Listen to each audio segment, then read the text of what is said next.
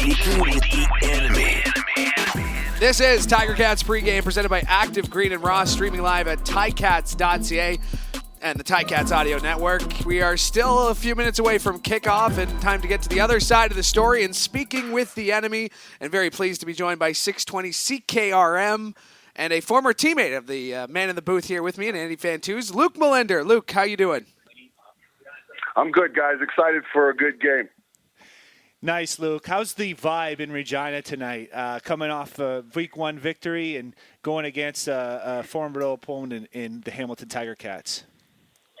Well, Tuz, I think that it's a little bit of the unknown right now, right? You've got a team that started really fast in their first game. They scored touchdowns on their first 3 drives, and then by the second half, it just seemed like they went on their bye week, right? So I think right now, Rider Nation's a little bit anxious about what type of team that they're going to see, specifically in the second half, right? I think that if they start out in the first half, everybody's going to be glad, but there's still going to be that thought, okay, well, what are we going to get out of the third quarter? But one of the other things that I've noticed around here a lot is that people aren't taking the Ticats lightly. That's for sure. This is a team that they understand is really well coached and has some good players, and especially when you look up front right now, we've got a guy at left tackle named Andrew Lauderdale. And in a regular year, guys, if this was a training camp that wasn't stricken by injuries and retirements, Andrew Lauderdale wouldn't have made the Saskatchewan Roughrider roster. Well, you brought me right into the next question. I know that you pay close attention to the line of scrimmage, and across from that left tackle position, you're going to be going up against Jagarrett Davis, Teddy Laurent, Simone Lawrence right behind them. What do you expect? I know that you were looking forward to that matchup with Boyko, and now that he's out and we got this last-minute substitution, what are you expecting from that left tackle position?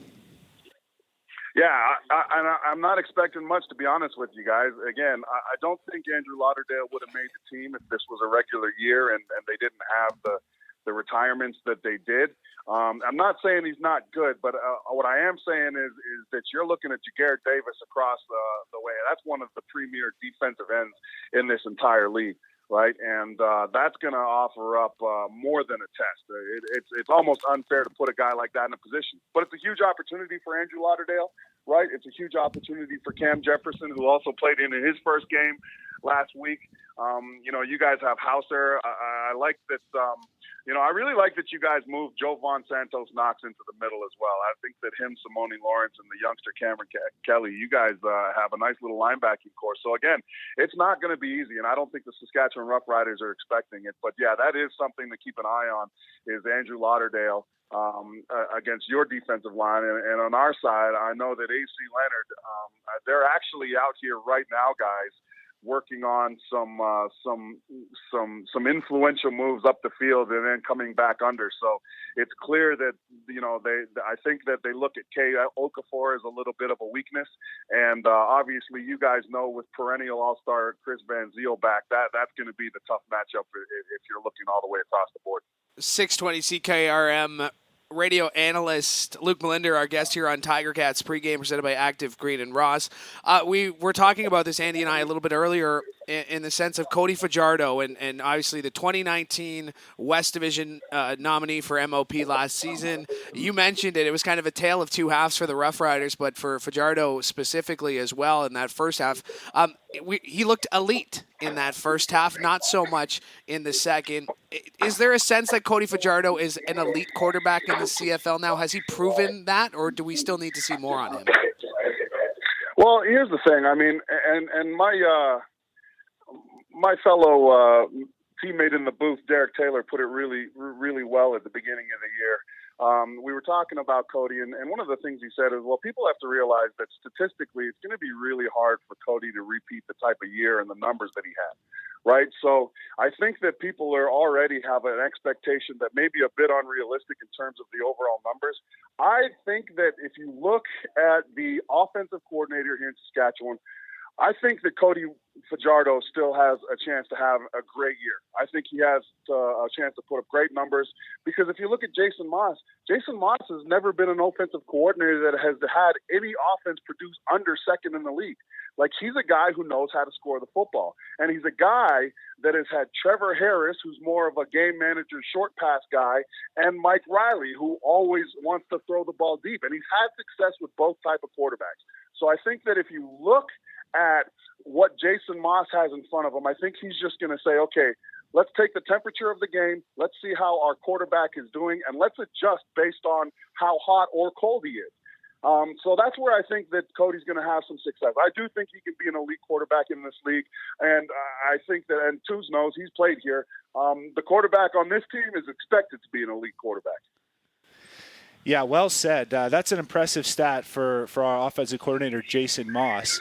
And Cody definitely has the tools from what I can see and the demeanor, and it seems like the players rally around him. So looking forward to seeing his progress as we go, but as we go through the season. But how is your outlook on this for the Saskatchewan Roughriders as a whole this season? Is it a get to the Grey Cup or bust, or is it win the Grey Cup or bust, or what are the outside expectations for the Roughriders this year?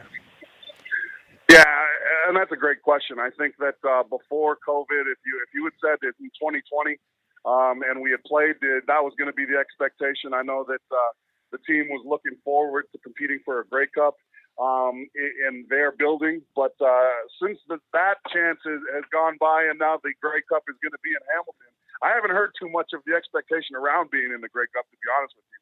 And I think that it's simply because we're in a relatively unknown state, right? Like, I'm watching week 2 this week. We saw week 1, right? Like, right now, the football, the offensive football, it's funny, guys. I tweeted this earlier. I can't figure out whether the offenses are just bad, whether the defenses are really good, or both, right? So, again, I think there's a lot of unknown, and I don't think that anybody's really sort of sitting there wanting to put their name on a prediction right now until they see a little bit more.